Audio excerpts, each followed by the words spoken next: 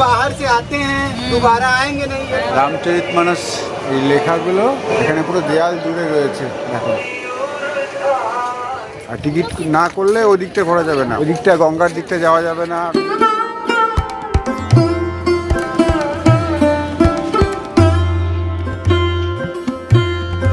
উপরের ভাগটা ইটের আর নিচের ভাগটা পাথরের। বেড়াতে বেনারস 2026 ব্লগ সিরিজের আগের দুটো পর্বে কলকাতা থেকে বেনারস পৌঁছানো, বিভিন্ন ঘাটে ঘোরাঘুরি, মন্দির, শ্মশান আর খাওয়া দাওয়ার গল্প আছে। না দেখলে অবশ্যই দেখুন, কাজে লাগবে। উপরে আই বাটন আর নিচে ডেসক্রিপশন বক্সে লিংক রয়েছে।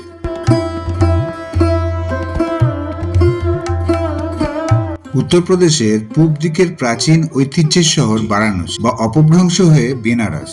মন্দির নগরী বেনারসের এদিক সেদিক একাধিক মন্দির যেমন আছে, আছে ইতিহাস ও ঐতিহ্যের স্মারক একাধিক সৌধ। আরে বাবা, ছোট্ট একটা এই বাদরের উৎপাত বলে এখানে নেট দিয়ে করা থাকে সব জায়গাগুলো এরকম। এই যে আমাদের হোটেলের এটা প্যাসেজ, আমাদের ঘরটা যে পাশে ডান পাশের, এখান থেকে সিঁড়ি দিয়েও যাওয়া যায় নিচে। আমরা 3 তলায় আছি, আর লিফট দিয়েও যাই, যেমন লিফট দিয়েই চলে যাই তাড়াতাড়ি হবে। হ্যাঁ, গুড মর্নিং, সুসকাল। বেনারসের গলির থেকে মেন রোডে চলে এসেছি। আগে এখানে চা খাবো। আজকে 9 তারিখ ফেব্রুয়ারির। রাস্তায় মাত্র 200 টাকায় হাত কাটা নেহেরু জ্যাকেট বা মোদি জ্যাকেট বিক্রি হচ্ছিল। বাছাবাছি করে কিনে ফেললাম, ভালো লাগছে এটা। আর তারপর গির্জা ঘরের কাছে আটার কচুরি আর সবজি খেয়ে নিলাম, সঙ্গে জিলিপি। দামে কম হলেও স্বাদ কিন্তু বেশ ভালো ছিল। এরপরে গির্জা ঘরের কাছ থেকেই অটো বুক করে নিলাম সারাদিনের সাইট সিইং এর জন্য। ব্যাটারির অটো বলে ঝাঁকুনি ও আওয়াজ বেশ কম। ये क्या बन रहा है? রূপে বন रहा है दीदी, ये सीधे वाराणसी स्टेशन से। তারপরে তখন আবার আসতে হবে। হ্যাঁ হ্যাঁ, এখানে রূপে তৈরি হচ্ছে, যখন তৈরি হবে তখন আবার আসবে।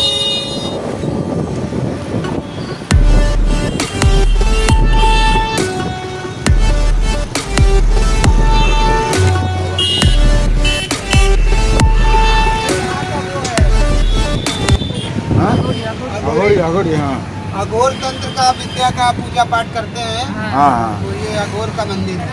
अच्छा, अघोर बाबा कीनाराम।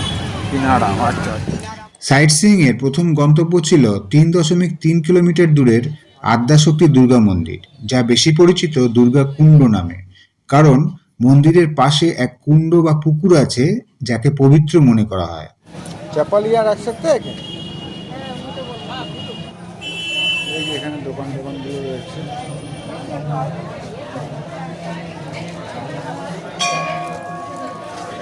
1760 খ্রিস্টাব্দে বর্তমান বাংলাদেশের নাটোরের রানী ভবানী এটি নির্মাণ করেছিলেন। এটি উত্তর ভারতীয় নাগর স্থাপত্য শৈলীতে লাল পাথর দিয়ে তৈরি। মিথ বা পৌরাণিক কাহিনী অনুসারে মন্দিরটিতে স্বয়ং দেবী আবির্ভূত হয়েছিলেন।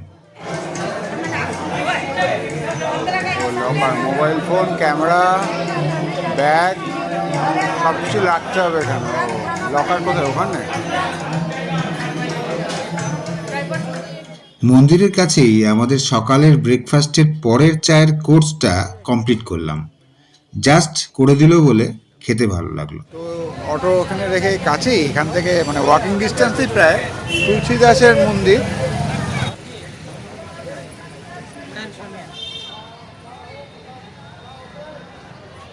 আসে সুন্দর একটা বাগান, সাজানো বাগান। করো প্রণাম, জরি যুগ পানি। এটা হচ্ছে মেন এন্ট্রান্স। চলো যাই মন্দির। 1964-তে স্থাপিত হয়।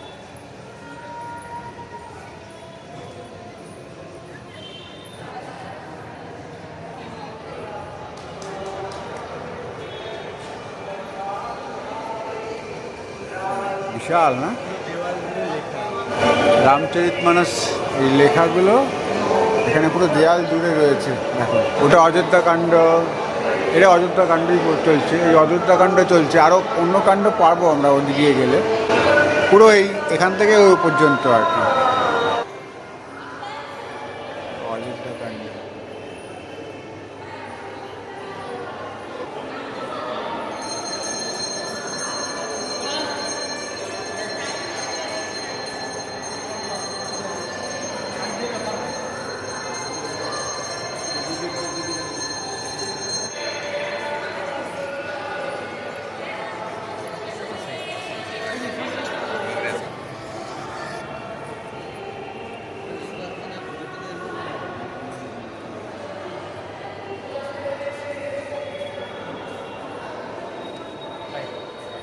না নিচে চারিদিকে দেয়ালে তো আছেই, তাছাড়াও উপরে দোতলায় রয়েছে, দোতলায় একটু চট করে ঘুরে আসে। সম্ভবত শুরু হয়েছে এটা বালকাণ্ড প্রারম্ভ, প্রথম সোপান এখান থেকে যা শুরু হয়েছে রামায়ণের লেখাটা, তারপরে এইভাবে গেছে বালকাণ্ড। ওখানে যেমন দেখলাম অযোধ্যাকাণ্ড, সেরকম এদিকে সব অ্যানিমেট করা রয়েছে।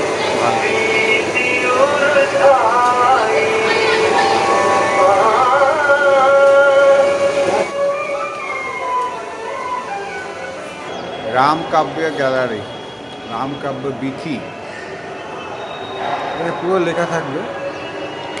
বাল্মীকি রামায়ণ সংস্কৃত ভাষায় রচিত হওয়ায় সাধারণ মানুষের আয়ত্তের বাইরে ছিল। ১৬০০ শতকে গোস্বামী তুলসীদাস হিন্দি ভাষার আওধি উপভাষায় রামায়ণ রচনা করেন। এই সংস্করণটির নাম রামচরিতমানস। না, এখানে ঢুকতে পারবো না, 10 টাকার দিকে ঢুকতে পারবো, আমরা দেরি হয়ে যাবে বলে আমরা ঢুকবো না।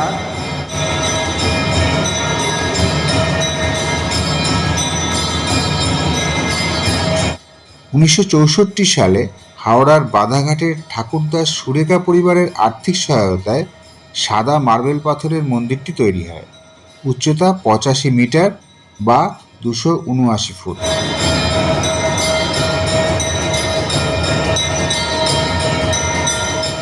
ত্রিদেব মন্দির ততটা পুরনো না, ২০ শতকে তৈরি।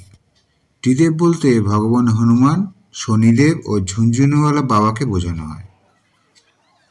এবার একটা কথা, এই মন্দিরগুলোর বেশিরভাগ দুপুর ১২টা থেকে ৩টে বন্ধ থাকে, তাই এই সময়টা না আসাই ভালো।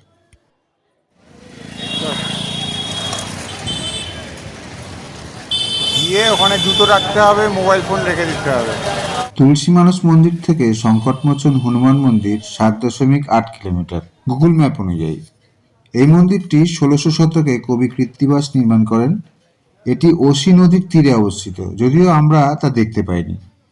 প্রতি মঙ্গল ও শনিবার অগণিত হনুমানজির ভক্তরা এখানে পুজো দেন এবং সংকট থেকে মুক্তির প্রার্থনা করেন। তো এখানে তো ভেতরে ক্যামেরা অ্যালাউড না, ওই জন্য কিছুই দেখানো গেল না। তো আমরা গেলাম, ভেতরটা বেশ সুন্দর, একটা আশ্রমিক পরিবেশে বেশ রাস্তাটা আছে, রাস্তা দিয়ে গিয়ে ওখানে জুতো রেখে থেকে ক্যামেরা মোবাইল ফোন সব রেখে ঢুকতে হবে ভেতরটা। ঠিক আছে, বাইরে বেরিয়ে এসেছি, এবার অটো তুলতে যাবো, এরপরে পরের গন্তব্যে। সংকটমোচন মন্দির থেকে এবার চললাম নদী পেরিয়ে রামনগর ফোর্ট, দূরত্ব ৩.৭ কিলোমিটার। এটা বারাণসী জেলার একটি ঐতিহাসিক শহর। যে ব্রিজ পার হতে হয় সেটা লাল বাহাদুর শাস্ত্রী ব্রিজ। তাছাড়া এটা সামনেঘাট বা রামনগর ব্রিজ নামেও পরিচিত।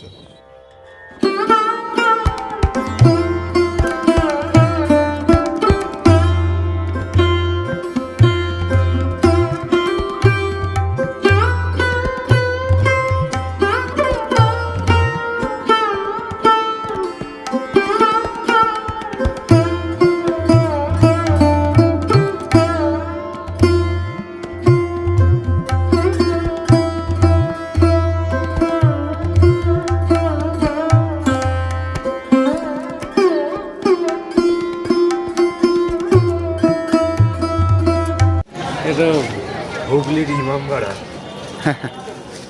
আর ওরকমই একটা মনে হচ্ছে। এই যে এখানে মিউজিয়ামের টিকিট পাওয়া যায়, এখান থেকে মিউজিয়ামে ঢোকা যায়। ১৭৫০ খ্রিস্টাব্দে রামনগর দুর্গটি তৈরি করান কাশী নরেশ রাজা বলবন্ত সিং। চুনার বেলে পাথর দিয়ে তৈরি দুর্গটি মূলত মুঘল স্থাপত্য শৈলীতে তৈরি হলেও রাজপুত স্থাপত্যের মিশেলও রয়েছে। এখানে আজও রাজপরিবারের লোকেরা বসবাস করে। এখানে রামনবমীতে ১ মাস ধরে রামলীলা উদযাপন করা হয়। রামায়ণের বিভিন্ন পর্ব অভিনীত হয়।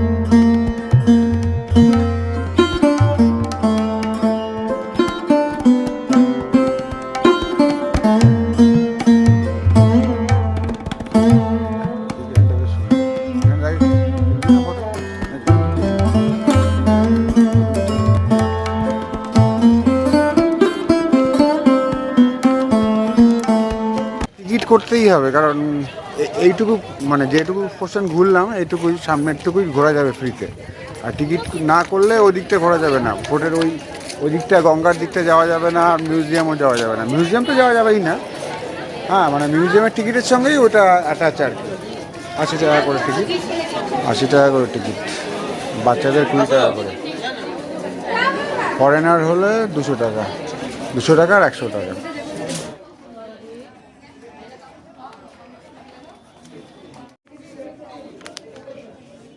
মিউজিয়াম থেকে বেরোবার মানে দোতলার থেকে বেরোলাম, মানে একতলা আছে দোতলা আছে, দুটো জায়গাতে আছে সুন্দর সুন্দর মানে সেই সময়কার রাজা রাজাদের সমস্ত কিছু আর কি, পোশাক পরিচ্ছদ, তাদের অস্ত্র কী কী ব্যবহার করতেন সমস্ত কিছু আছে। ভেতরটা খুব সুন্দর, বিভিন্ন গাড়ি, একদম প্রথমেই আছে গাড়ি, নানা রকমের পুরোনো দিনের গাড়ি। এদিকটায় যাবো চলো। আমি প্রথমে বুঝতে পারিনি যে এত বড় মিউজিয়ামটা বেশ বড়, আমি ছোট বলে দিয়েছি তখন। যাই হোক, তো ওখান থেকে আবার বেরিয়েই আবার ওই রাস্তাঘাটের ওখানটা ঢুকতে হলো, তখন তোমাদের দেখানো হয়নি, চটপট ঢুকে পড়েছি, ঢুকবো কি ঢুকবো না করে। ওখানে দারুণ আছে, মিউজিয়ামটা খুব ভালো তো, অবশ্যই মিউজিয়াম তো ভালোই হবে, যারা মিউজিয়ামে ইন্টারেস্টেড তারা অবশ্যই দেখতে পারবেন। ঠিক আছে, এই করিডরটা দিয়ে আমরা বেরিয়ে যাবো, বেরিয়ে গঙ্গার দিকে যাবো।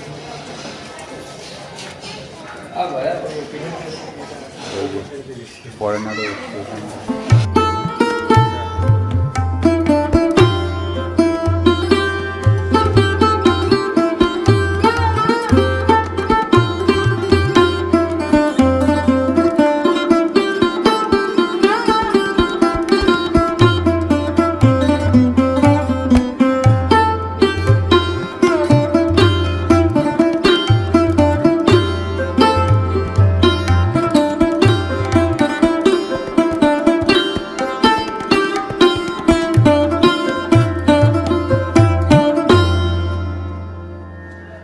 Way to Gangaghat. চলো, এই একটা সুড়ঙ্গের মধ্যে দিয়ে ঢুকছি আমরা। हेलो हेलो चेक चेक कहाँ जा रहे हैं?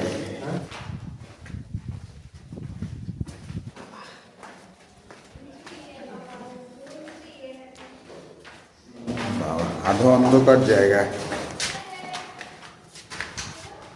এই যে দেখুন জায়গাটা, আর এখানটায় এই যে বাসটা চলে। বাহ, এই জায়গাটা গঙ্গা নদীর ধারে দারুণ লোকেশনের জন্য এই দুর্গে বলিউড ও বাংলা সিনেমার শুটিং হয়েছিল। বলিউডের গ্যাংস অফ ওয়াসেপুর, রাঞ্ঝানা, বনারস, লাগাচুন্ডি মে দাগ, আর বাংলার সত্যজিৎ রায়ের জয় বাবা ফেলুনাথ, ঋতুপর্ণ ঘোষের চোখের বালি, তাছাড়া হর হর ব্যোমকেশের শুটিংও নাকি এখানেই হয়েছিল। ওয়েব সিরিজ মির্জাপুরের শ্যুটও এখানে হয়েছিল। বিকেলের দিকে এলে আরও ভালো লাগবে, কিন্তু এখন একটু রোদ উঠেছে বলে একটু কষ্ট হচ্ছে রোদে। আর ওই ব্রিজটা দিয়ে আমরা এলাম, লাল বাহাদুর শাস্ত্রী।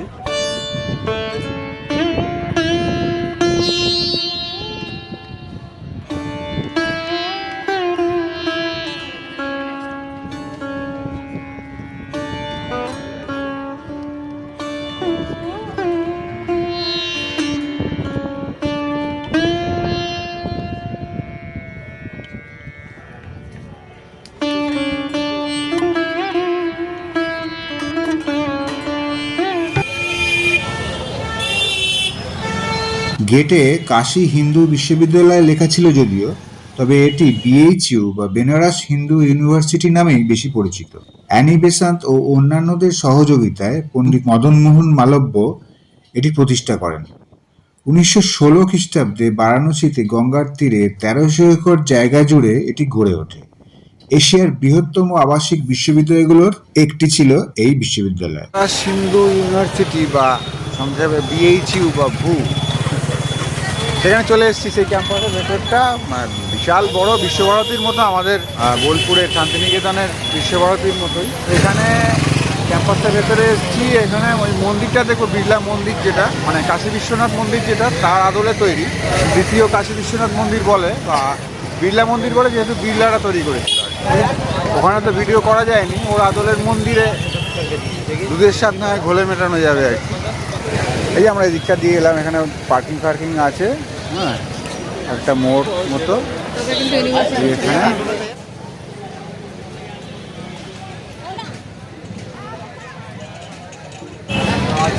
এখানে এই যে খাবারের দোকান টোকান আছে, বেশ কিছু বইয়ের দোকান আছে, ফুল প্রসাদের জন্য এই যে এখানে দোকান আছে, এখানে দোকান আছে, এখানে গিফটের দোকান আছে, ওদিকে আছে সুন্দর সুন্দর।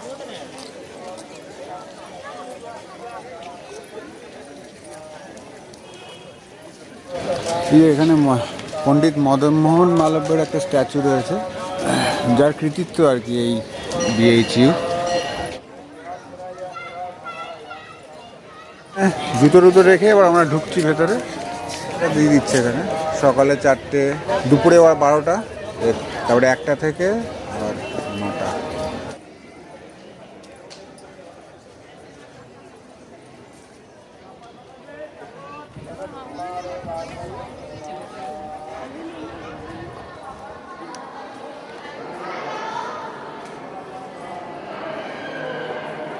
ও প্রথম তলকার রাস্তা, এখানে দোতলাতেও যাওয়া যায়, আচ্ছা নিচটায় যাই তারপরে দোতলাতে যাওয়া।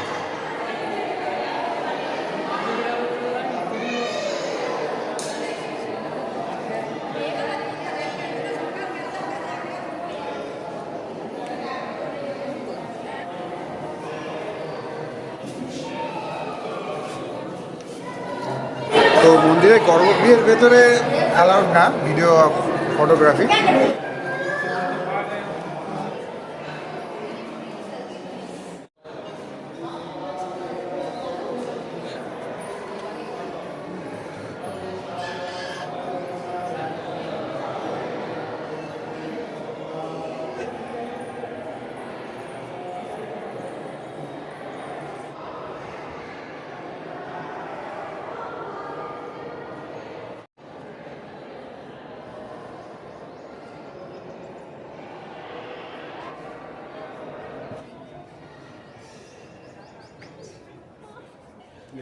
দিক থেকে ছায়াটা তো আমাদের আরাম হচ্ছে, কিন্তু ফটোতে এখানে দেখার মতো বিশ্বনাথ মন্দিরটি ছাড়াও একটি মিউজিয়ামও আছে, তবে সময়ের অভাবে আমরা যেতে পারিনি।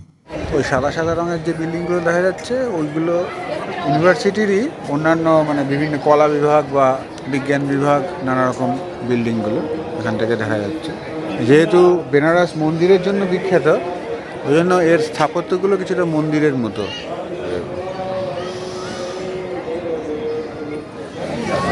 লস্যি মালাইদা।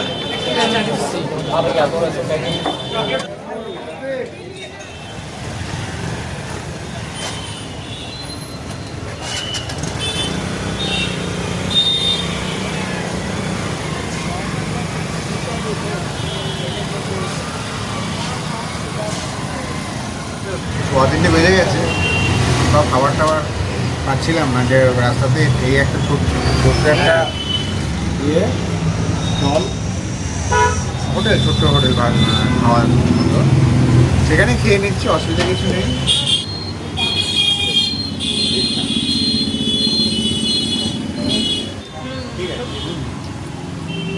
সস্তায় সুস্বাদু লাঞ্চ সেরে চললাম আমাদের সেদিনের শেষ গন্তব্য সারনাথ।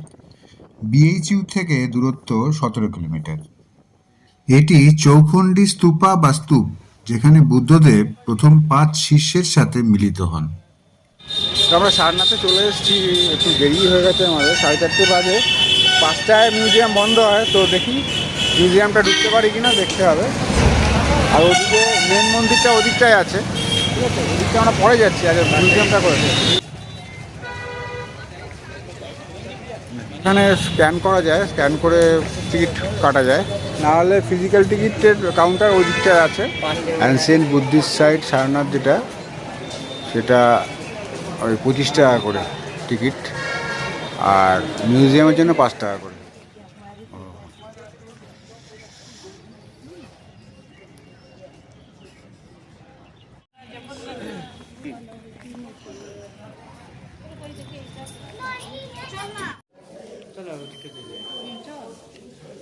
চল, অশোক স্তম্ভ দিয়ে শুরু হলো আর কি।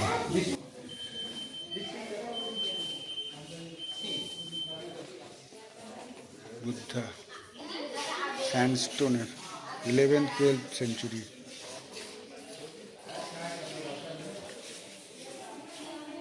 অনেক কিছু লেখা টেখা আছে, অত এখন ডিটেলস দেখার সময়ও নেই খুব একটা। রাফলি দেখে বেরিয়ে যাবো, কিছু করার নেই। ওই যে শালগুলো দেওয়া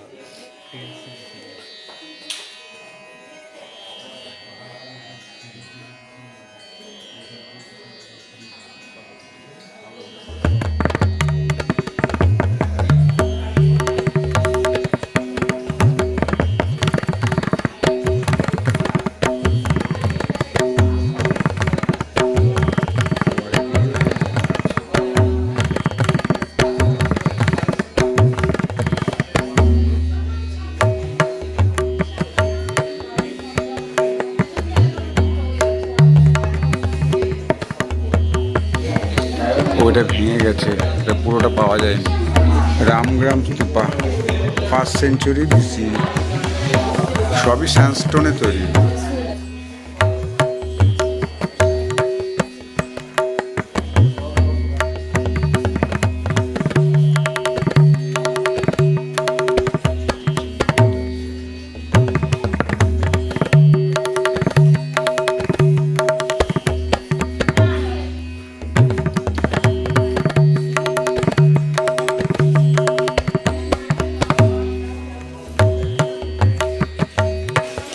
পুরো এই ঘরটা জুড়েই অনেকগুলো আছে এবং আলাদা করে দেখাতে পারছি না, সময়টা খুব কম তো।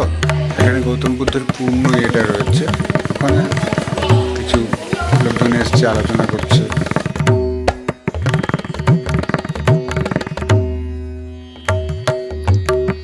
এই মিউজিয়ামে খ্রিস্টপূর্ব 300 থেকে 1200 খ্রিস্টাব্দ মানে 1500 বছরের প্রত্ন উপাদান রয়েছে। আরো বিশদে জানতে এই লেখাটা পড়ে নিতে হবে।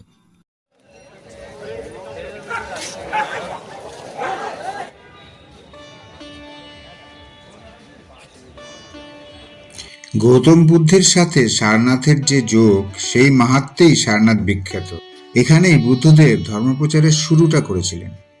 এখানে খনন করে প্রাচীন মঠের ধ্বংসাবশেষ পাওয়া গেছে, যা মনে হয় প্রাচীন ভারতের বৌদ্ধ শিক্ষার কেন্দ্র ছিল।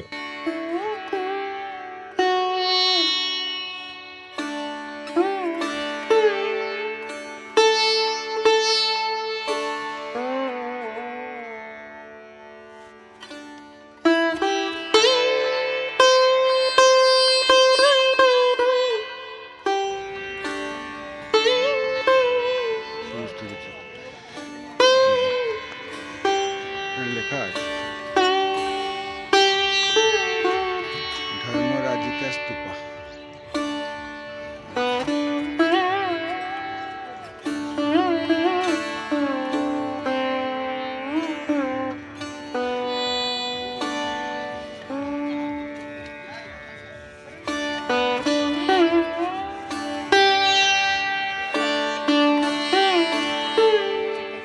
সব ইট দিয়ে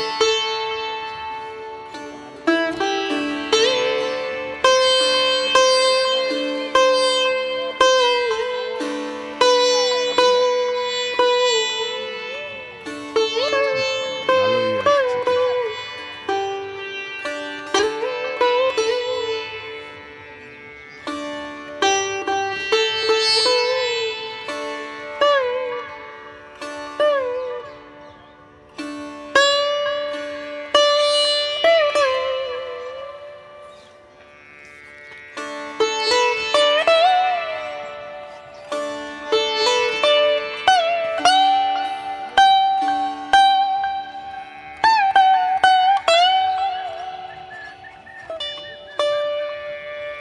कितने बजे बंद होगा? 5:15 बजे।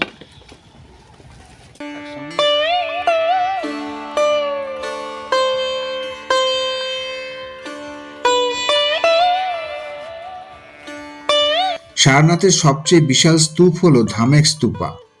বলা হয় এখানে বুদ্ধদেব প্রথম উপদেশ দিয়েছিলেন।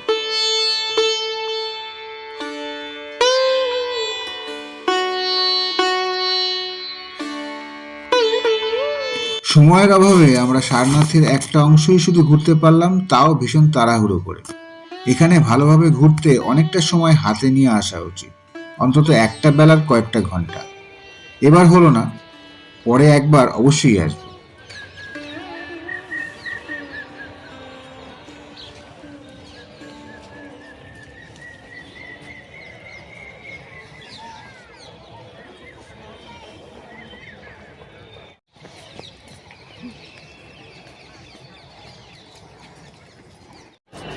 উপরের ভাগটা ইটের আর নিচের ভাগটা পাথরের।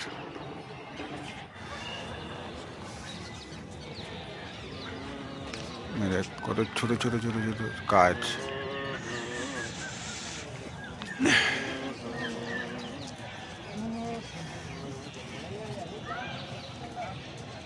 মন্ত্রোচ্চারণ করছেন এরা, এই তার স্তূপের চারপাশে ঘুরে মন্ত্রোচ্চারণ করছে। কেউ এবার এখানে কাপড় বেঁধে রেখেছেন, এই আর কি। ওগুলো কি লেখা কোনো নাকি জানি না, না শুধুই ডিজাইন মনে হয়।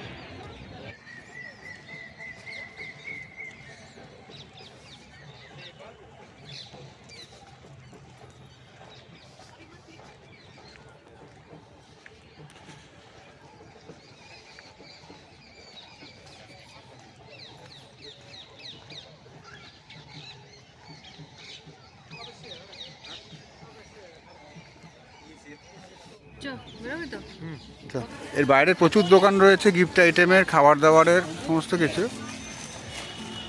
ভিডিও বড় হয়ে যাবে বলে নালে দেখিয়ে দিতাম ডিটেলসে। গিটার নিয়ে বসে আছে দেখো।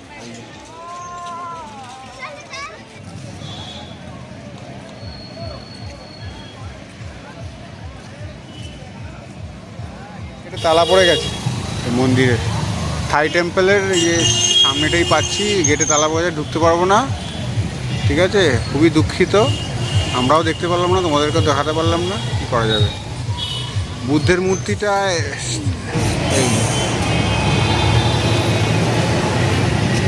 এইভাবে দেখাতে হচ্ছে।